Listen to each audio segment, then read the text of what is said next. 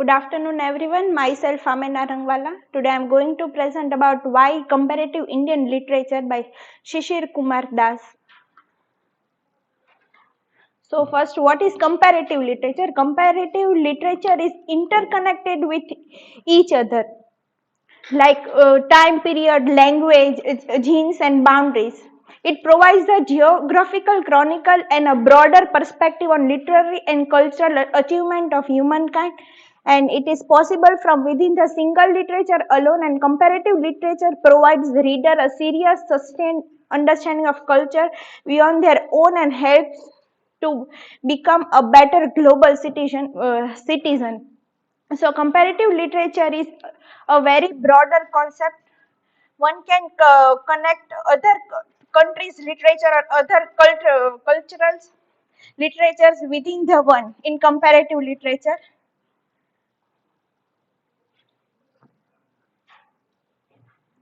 So these are the key arguments taken from the article. So next is Das stated that the Indian literature of literary studies is still fragmented into the smaller linguistic units, such as we know. The reason is multilinguality and multi-religious or multicultural nation where are extremely limited. In India, we have multiculture. Multiculture means there are very many different types of culture. There are very different types of languages, and there are many religions.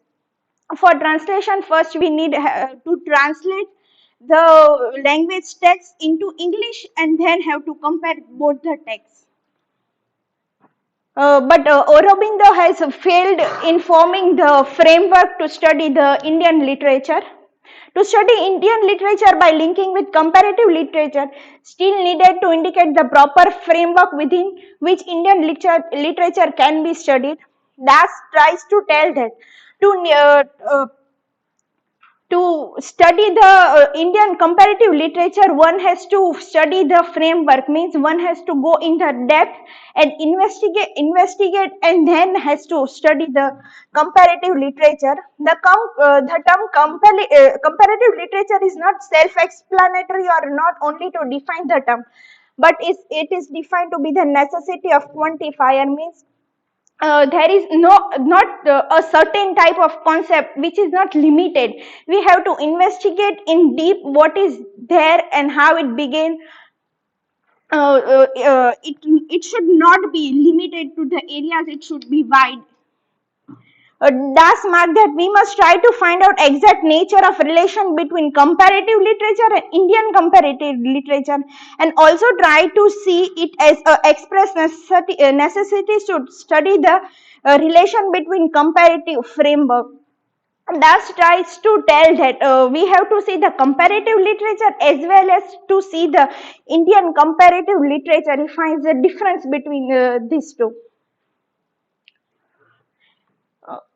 These are the goals to visualize the total activities of man as a single universe. To the main dilemma of comparison is to recall his idea of literature as a single universe or world, but it is abilities to study in totality. But Das points out the comparison between comparative literature and world literature, that it should not be to the limited areas. It has to ability to that investigate in the deeper way. Then Goethe gave the spoke about the Welsh literature in 1827. He is the first man to speak about the world literature, and he said in the conversation with Eric Mann on 31st January 1827. Western comparists have kept himself.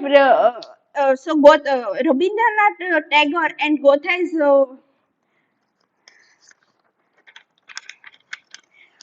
Das is denying the concept of Rabindranath Tagore and Goethe. Das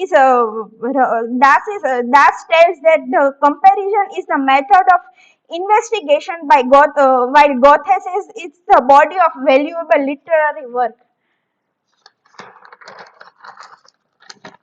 Then the Western comparist kept himself restricted to Western literary and the contact between West and East began during the time when they read the Hebrew literature, and then they came to know about the Christian literature, and they slowly and steadily started accepting that.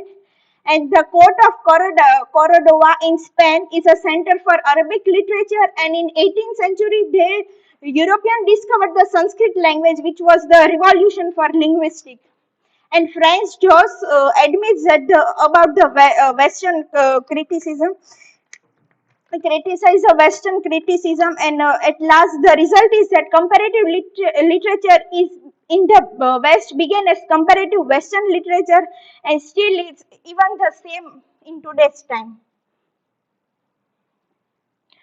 Then Westin expressed his hesitation to exchange the study of parallel phenomena, pretending the to in this Das tries admits that the ecocentrism means the view of historic or cultural non-Western society which accepts the perspective of European and Western perspective. He tells that the charge again Eurocentrism against the Western comparison is unfair, and that is the choice of European literature, and the main area of investigation has to be caused more by Pelagianism and then by assumption. He tries to tell that one has to focus on the main thing, not on the assumption and not on only the speculation. One has to go deep in it, and then has to search deeply about the things, not only has to see the upper layer, what is visible. Then uh, Ulrich Westman expresses hesitation towards this, and he says that the academic justification of excluding Oriental literature from comparative literatures comes from the necessity to avoid. He tells to exclude that only speculation is not important, but he tells to exclude that speculation is not important, but one has to go in the depth and see. So he's trying to deny. And then last, but we have to compare our literature consists the study of Indian literature that must be as well as a comparative literature. And here are the difference between comparative Western literature and comparative Indian literature. Comparative Western literature means the study of different national languages, while comparative Indian literature is one nation or one national literature written in many languages. Comparative Indian literature means we have many different types of languages like Assami, Marathi, Gujarati. There are many types of language. So first the scholars have to translate the different types of languages into English, and then they have to compare. Thank you.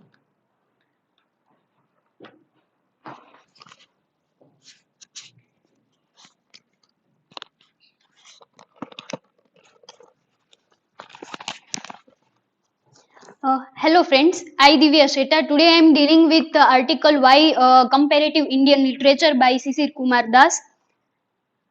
So, while studying comparative Indian literature, the question what does is raised that are Indian English writings a part of Indian literature, or what will criterion language or nationality? So in a comparative Indian literature, so what are the criterion, as we know that India is multilingual nation or a multicultural nation, so is that language or nationality can be put in the criterion of uh, studying comparative Indian literature?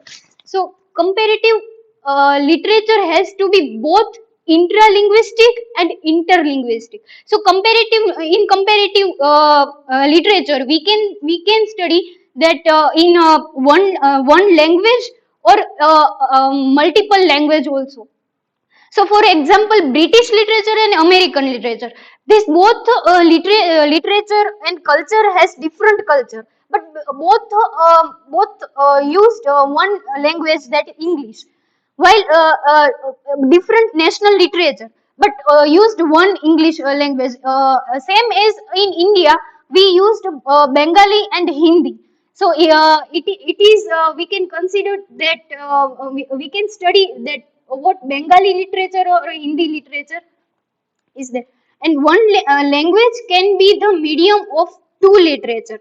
So same is the example of British literature and American literature. So in both English language is the medium to present the different culture or different literature. So in further, Sisir Kumar present that what in comparative literature that concern is that in the nation or the oneness of language in the particular nation, the it is the problem is there. The change of change there is changes on political and linguistic scene. So the political and linguistic scene are continuously changed throughout the time. So it is a problematic thing. So again, Das states that the validity of comparative Indian literature can be argued from two directions. That one must have a terra firma. So in Indian literature, there must have a solid ground or a plain ground to plant something new culture. And we in India, Gujarat, we can plant something Gujarati culture in Gujarati language, or in Maharashtra, Assami, Marathi. So there are various kind of terra firma or solid grounds are available in India that we can study different culture through through in through India. So it is literature born of language, and yet it goes beyond language. So that's again state that one cannot stay in the particular language. But what the scholars or student of comparative literature, they can go, they must to go beyond language. And language is nourished by culture. So language so in India, obviously the article is state that comparative Indian literature. So time and again we discussed with the reference of Indian literature. So in India, various cultures, various languages are there in India. So a culture, language is nourished by culture. So it is the culture which gives the new kind of meanings, or the environment in which people live in different culture, so through the language. But the problem is that the language is different. So we need to see the one language, that translation is come. So its relation with that culture. So Indian literature is very much connected with culture. And it is again that in classical language, in the writer who wrote in their native language, or further they can also speak in other language. But so this switching between one language to other language is also there. Then thus give the example that in Goa there is Konkani language is there, while Portuguese language is also there. So thus state that in Western literature or in comparative literature, one cannot stay or one cannot study with only one English literature alone. But we can also see that we can also find out in depth with other language also. So in Goa, the native while Portuguese people want to relate with Konkani literature, they can relate or in on the people of Portuguese. They have some kind of impact, because in Goa there is also Konkani language is there. So whatever is written in Konkani language in Goa, for Portuguese people, they can easily impact with, or they can easily interact with that Konkani language or the culture also, because they stay there. So this kind of different language or multiple languages is here in India. So people can easily interact with culture and the environment in which people live. So Amia Dev said that comparison is right reason for us, because one is that multilinguality. So Indian scholars are here thus state that Indian scholars uh, are not are not keep this multilingual aspect as at the center, but multilingualism is also gives us to study the differentiation of culture, and again that we Amya Devi said that we are third world. So third world because there is some certain kind of psychological restrictions are there. So, while talking about multilingualism, so there kind of something. If we just general thing talk about Indian writing sorry, comparative Indian literature. So there is something nationalist thing is there, or patriotistic thing is there. So question is that will not the study of Indian literature alone breed a kind of literary patriotism or critical parochialism which must be avoided. So it can, the question is there.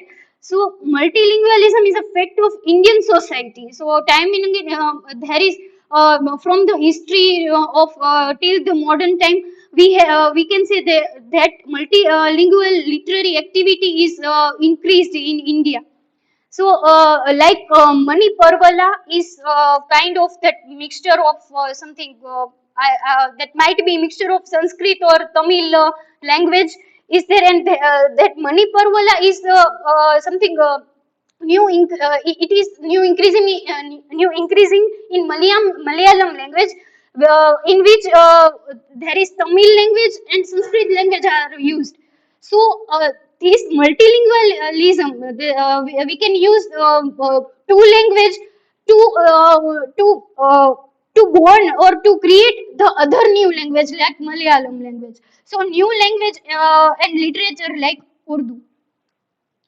So at the end of the article, Das states that in our idea of comparative literature will emerge only when we take into account the historical situation in which we are placed.